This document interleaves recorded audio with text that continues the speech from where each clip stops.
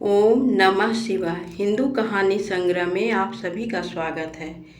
आइए बैसाख मास के पुण्यदायी महीने में माँ लक्ष्मी माता के प्रिय दिन शुक्रवार के दिन संपदा माता की कहानी सुनते हैं। अति प्राचीन समय में नल नाम का एक राजा था। उसके पास अपार धन संपत्ति थी। इस कारण उसमें बहुत अहंकार आ गया था। राजा नल की रानी का नाम दमयंती था। धुलंडी के दिन रानी ने देखा कि महल के नीचे बहुत भीड़ लगी हुई थी। बहुत सी औरतें एक बुढ़िया से सांपदा माता का डोरा ले रही थी। वो बुढ़िया सांपदा माता का डोरा बांटने के साथ औरतों की सांपदा माता की कहानी भी सुना रही थी। रानी ये देखकर अपनी दासी को सारा वृत्तांत पता करने के लिए भेजा। दासी ने रानी आज्ञा मानकर वहां उपस्थित स्त्रियों से सारी बात पूछी और फिर रानी दमयंती को आकर बताई। दासी ने रानी को बताया कि एक बुढ़िया सभी स्त्रियों को सांपदा माता का डोरा बांट रही है। इस डोरे की पूजा करने और इसे बांधने से सांपदा माता की कृपा से धन लक्ष्मी की प्राप्ति होती है।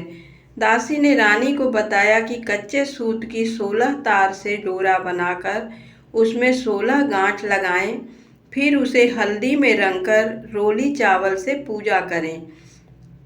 जौ के 16 दाने हाथ में लेकर सांपदा माता की कहानी पढ़ें या सुने। कहानी सुनने के बाद डोरे को गले में बांध लें। यह सब जानकर रानी के मन में भी सांपदा माता का डोरा बांधने की इच्छा हुई। रानी ने भी बुढ़िया से डोरा लेकर विधिपूर्वक उसकी पूजा करके और कहानी सुनकर डोरे को अपने गले में हार बांध लिया। राजा नल ने जब रानी के गले के हार में डोरा देखा तो रानी से पूछा, हे रानी, तुमने अपने गले के हार में यह क्या बांध रखा है? रानी दमयंती ने राजा से कहा, हे राजन, मैंने अपने गले के हार में सांपदा माता का डोरा बांध रखा है। इसके प्रभाव से धन लक्ष्मी में वृद्धि होती है। राजा ने रानी से कहा कि हमारे पास अपार धन है, हमें इसकी कोई आवश्यकता नहीं है। अज्ञान और अहंकार बस राजा ने रानी के गले से डोरा निकालकर उसे फेंक दिया। राजा के इस कृत्य से सांपदा माता रुष्ट हो गई और उन्होंने राजा को स्वप्न में दर्शन देकर कहा, हे राजन, मैं सांपदा हूँ, तुमने मेरा अपमान किया है, इसलिए अब मैं तुम्हारे पास से जा रही हूँ। मेरे जाने के बाद तेरा सारा धन कोयला हो जाएगा। राजा जब प्रातः जागा तो उसने देखा कि उसका समस्त धन कोयला हो गया है। राजा ने जब यह देखा तो उसके पैरों तले जमीन निकल गई। राजा ने रानी से कहा, अब हमारा यहाँ रहना उचित नहीं है, इसलिए यहाँ पर एक ब्राह्मण की पुत्री को महल की देखभाल के लिए छोड़ देंगे।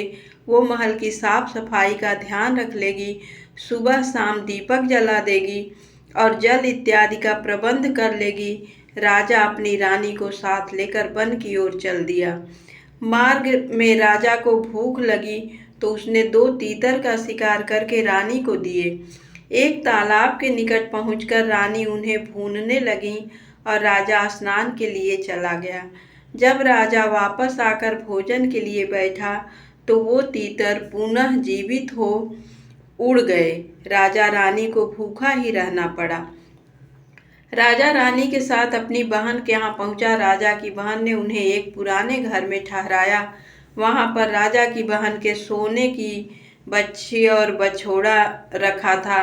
राजा रानी के देखते देखते वो धरती में समा गए। यह देखकर राजा रानी वहां से निकल गए और उनके ऊपर चोरी का कलंक लग गया। फिर राजा अपने एक मित्र के यहाँ पहुंचा। राजा के मित्र ने उसे अपने महल में ठहराया।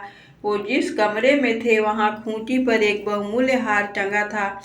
राजा रानी के सामने उस हार को खूंटी निगल गई। उनके ऊपर चोरी का आरोप न लग जाए ये सोचकर राजा रानी को लेकर वहां से भी निकल गया। भटकते भटकते राजा रानी एक निर्जन स्थान पर पहुंच गए। जब वो वहां पहुंचे तो वो निर्जन स्थान एक सुंदर बगीचे में बदल गया। तब उस बगीचे का स्वामी उनके पास आया और उनके विषय में बताने के लिए कहा। राजा ने उससे कहा कि हम काम की खोज में इधर उधर भटक रहे हैं, यदि आपके पास कोई काम हो तो बताएं।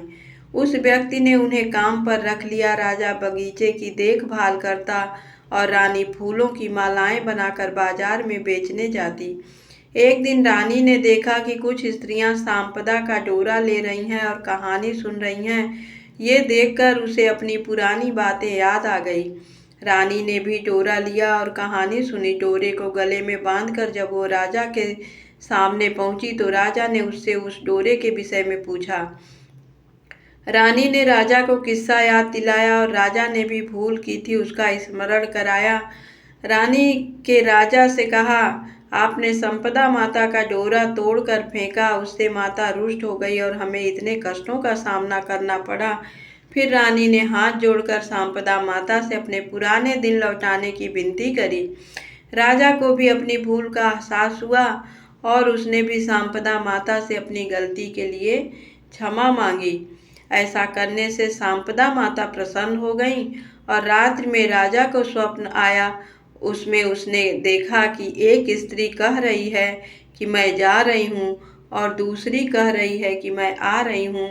राजा ने उनसे परिचय पूछा तो आने वाली ने अपना परिचय दिया कि मैं लक्ष्मी हूँ और जाने वाली ने कहा कि मैं दरिद्रता हूँ। राजा जब प्रातः उठा और कुएं पर जल लेने गया। राजा ने जब कुएं से जल निकाला तो पहली बार जौ निकले, दूसरी बार हल्दी और तीसरी बार कच्चा सूत निकला। राजा ने ले जाकर वो सभी चीजें रानी को दे दी। रानी ने विधि विधान से संपदा माता के डोरे की पूजा की।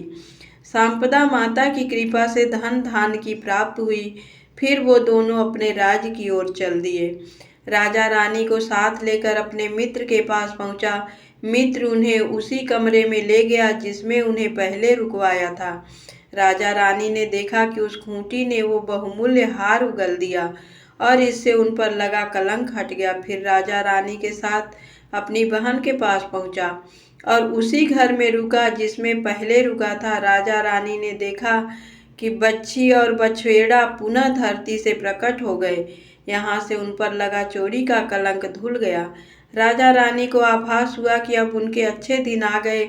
मार्ग में चलते हुए वो उस तालाब पर पहुंचे तो उन्हें वहीं भुने हुए दोनों तीतर मिले जो पहले उड़ गए थे। राजा रानी जब महल में पहुंचे तो महल पहले की भांति भव्य हो गया था।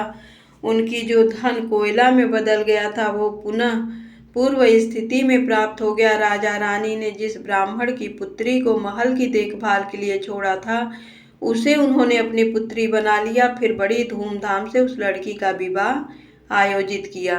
पुत्री के विवाह के पश्चात रानी के मन में संपदा माता का उद्यापन करने की इच्छा हुई।